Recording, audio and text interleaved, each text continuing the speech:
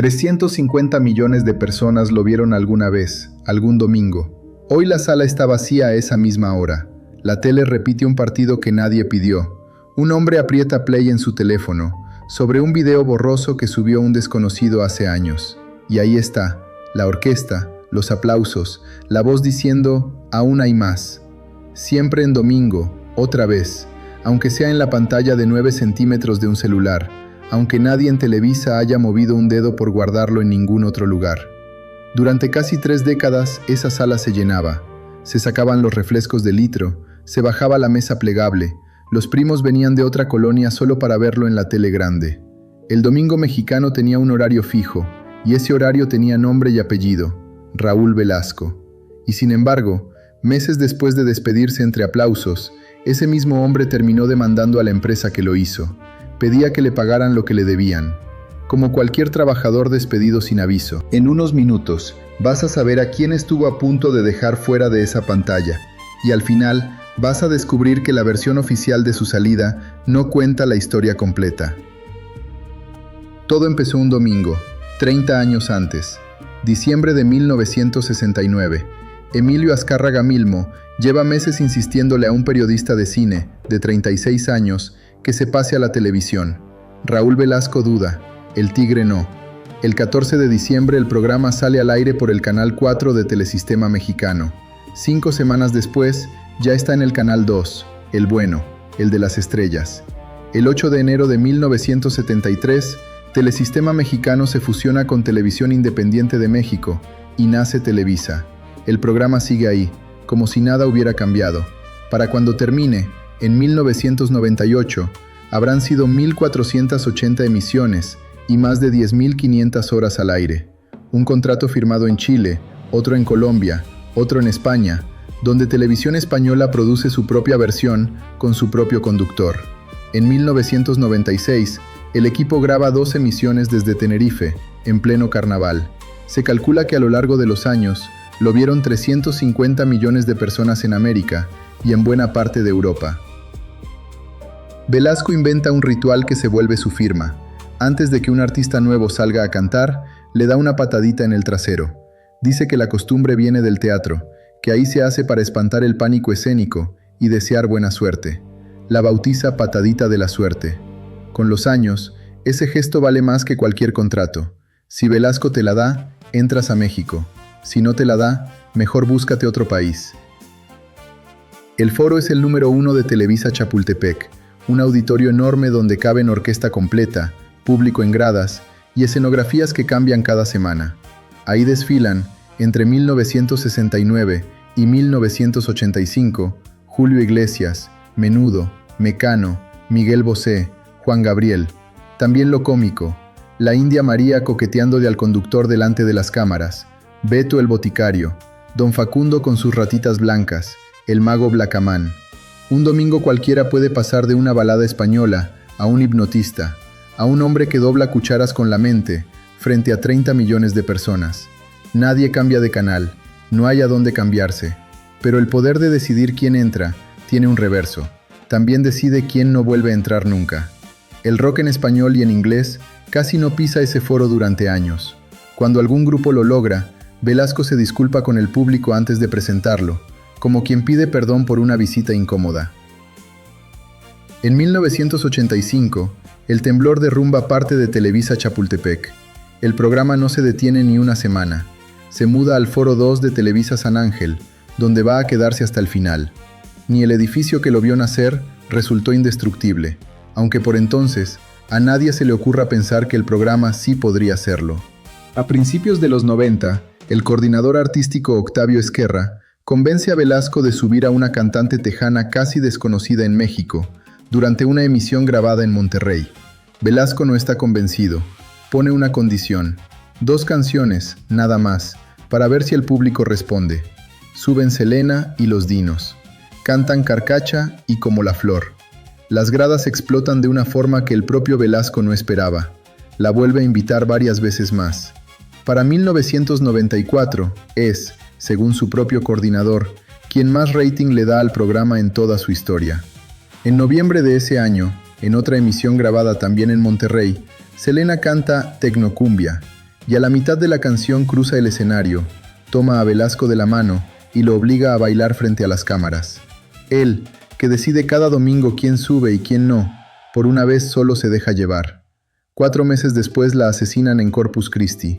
Tenía 23 años. El programa sigue, siempre sigue. Cada domingo, 3 horas, en vivo, sin red.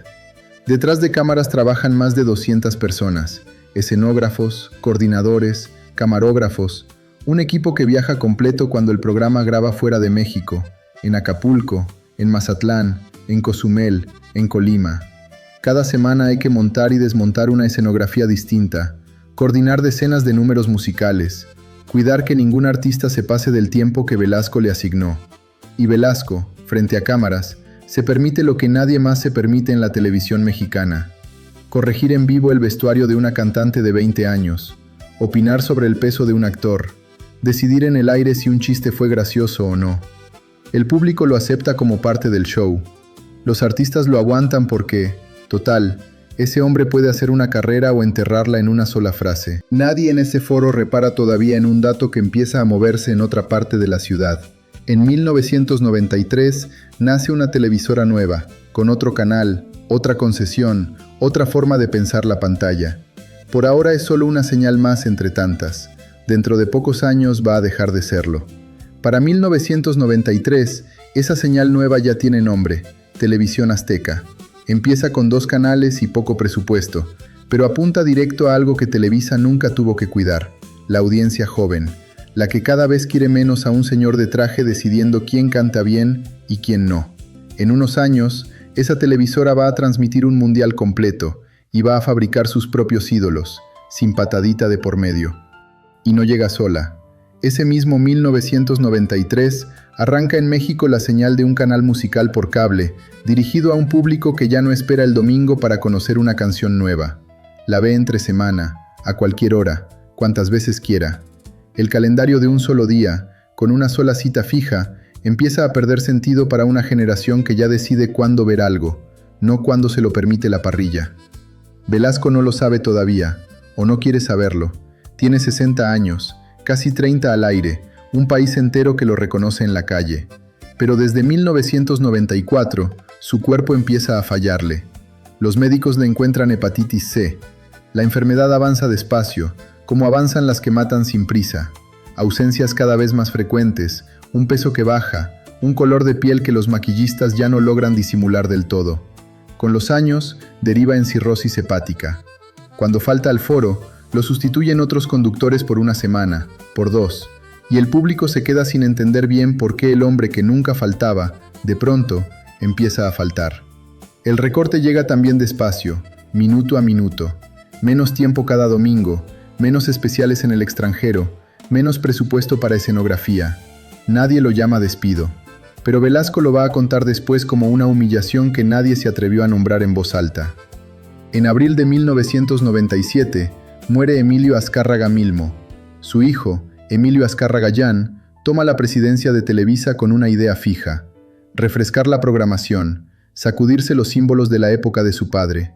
Siempre en domingo, con sus 3 horas y su conductor enfermo, es exactamente uno de esos símbolos. El hombre al que el propio Azcárraga Milmo convenció de dejar el periodismo, 30 años antes, ahora le estorba al hijo de aquel mismo hombre. A principios de 1998, Velasco anuncia que necesita un trasplante de hígado. Su hija Karina, que lleva trabajando en medios desde los 14 años, se sienta junto a él para sostener la conducción mientras se recupera. El público no la recibe bien. Extraña la voz grave, la mirada fija a cámara, el peso de casi 30 años de confianza que Karina todavía no tiene. Cada domingo que ella conduce sola, el rating baja un poco más. Es joven todavía, mucho más joven que cualquier otra cara que haya sostenido ese programa en casi 30 años, y hereda, de golpe, el puesto más vigilado de la televisión mexicana, justo en el momento en que menos gente está dispuesta a perdonarle un tropiezo. Y aquí está el dato que casi nadie recuerda, porque la versión que se repitió durante años fue otra, más digna, más fácil de contar: que Velasco se retiró por su salud, en paz, entre aplausos y homenajes. Lo que en realidad ocurrió según consta en la demanda que presentó su propio representante legal, es que Azcárraga Llán lo despidió el 15 de marzo de 1999, casi un año después del último programa, y le hizo saber que, si quería seguir participando de algún modo, tendría que hacerlo sin sueldo. El representante fue claro con la prensa de la época. Los derechos de un trabajador, dijo, son irrenunciables. En julio de ese año, Velasco demandó a Televisa por más de 21 millones de pesos. Pedía que lo reinstalaran o que le pagaran el salario que había dejado de recibir desde octubre del año anterior. El hombre que durante 28 años decidió, con una patadita, quién merecía un lugar en la televisión mexicana, terminó peleando frente a un juez por el suyo. La noticia sorprende incluso a quienes lo conocían. 7 meses después de anunciar su alejamiento con dignidad, volvía a los periódicos por una demanda laboral, exigiendo el sueldo que llevaba meses sin cobrar, como cualquier empleado al que le dejan de pagar de un mes para otro. Hay algo más detrás del recorte, algo que no tiene nada que ver con Velasco. En 1999, Televisa negocia con sus acreedores la reestructura de una deuda de $1.300 millones. Es la misma crisis financiera la que empuja a la empresa a rescindir contratos millonarios con otras figuras de la casa, entre ellas la actriz Verónica Castro. Velasco cae en esa misma limpieza de nómina, la que golpea a quien más cobra, sin importar cuántos domingos le haya dado a la empresa. Y su propio carácter tampoco ayuda. Durante años corrió el rumor, contado más tarde por el propio payaso Cepillín, de que fue Velasco quien pidió que sacaran de la programación a un programa infantil que le empataba en rating. Hay otro episodio, filmado y recordado durante años. Presenta a la segunda generación de un grupo español. Algunas fans de la alineación original le hacen la señal del pulgar hacia abajo desde las gradas. Velasco se molesta, va hacia una de ellas, la regaña frente a las cámaras, hasta que la sacan del foro. Ese carácter, tolerado durante 30 años porque el rating lo permitía todo, deja de tener el mismo blindaje cuando el rating empieza a caer. El rating sigue cayendo, y el 19 de abril de 1998, desde el Teatro Aldama, lleno, pero ya no desbordado como antes, siempre en domingo sale al aire por última vez. Suben al escenario Fey, Pandora, Ana Bárbara. Thalía canta esa noche acompañada de mariachi, algo que nunca antes había hecho en televisión. Hay homenaje, hay lágrimas, hay quien manda su despedida por video porque no pudo llegar a tiempo. Después de 1480 programas, se acaba. Velasco sigue unos meses más dentro de Televisa, como productor, sin programa propio. En diciembre hace pública su renuncia. A la prensa asegura que no tiene roces con la empresa, que simplemente ya no tiene la misma mística de trabajo de hace 30 años. Habla de salir con dignidad, de cerrar una etapa por decisión propia. 9 meses después llega la demanda, presentada en Monterrey, con primera audiencia fijada para el 3 de septiembre de 1999. La empresa que él ayudó a volver dueña absoluta de los domingos mexicanos ya no parece tener, para él, ningún lugar. La despedida digna que contó en las entrevistas y el litigio laboral que su abogado presentó meses después son, en los hechos, la misma historia contada 2 veces. El trasplante, ese mismo año, funciona. Le da tiempo, pero no le devuelve lo perdido. Velasco se muda a su casa de Acapulco. Ahí escribe, entre otros libros, uno de reflexiones espirituales y otro que llama Vibraciones Cósmicas. Conduce un programa de radio. Nunca vuelve a la televisión abierta. El 17 de octubre de 2006, le organizan un homenaje en Acapulco. Llegan Napoleón, Ariana, Tatiana, Manuela Torres, Chabelo, Chayanne, Aida Cuevas, Patricia Manterola. Artistas a los que alguna vez les dio, literalmente, una patadita antes de salir a cantar. Velasco ya no tiene la voz de siempre. Sonríe, agradece, posa para las fotos. Nadie menciona la demanda de 1999 esa noche. La prensa nunca volvió a darle seguimiento público a cómo terminó aquel litigio. Lo que quedó, en la memoria colectiva, fue la imagen del hombre que lanzó carreras. La del que tuvo que reclamar la suya en un juzgado de Monterrey. Casi nadie la recuerda. Un mes después, el 26 de noviembre de 2006, muere a los 73 años, por complicaciones derivadas de la misma enfermedad que lo sacó del aire 8 años antes. El velorio también reúne artistas, cámaras, coronas de flores. La misma industria del espectáculo que él ayudó a construir domingo tras domingo, ahora despidiéndolo de vuelta. Nadie hereda su lugar. El modelo entero se queda sin sentido. Un hombre solo decidiendo cada domingo quién entra a la casa de 30 millones de familias.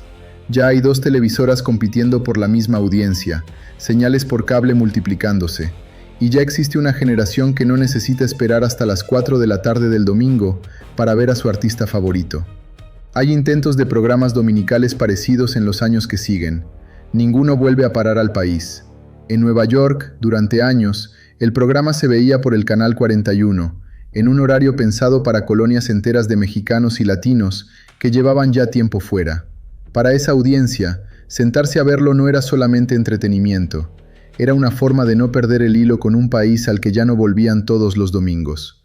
Cuando el programa se apaga en 1998, se apaga también esa cita puntual con la tierra de origen, la que llegaba puntual a la sala, aunque uno viviera a 2000 kilómetros de distancia. Con el programa, se apaga también una red que tardó décadas en construirse.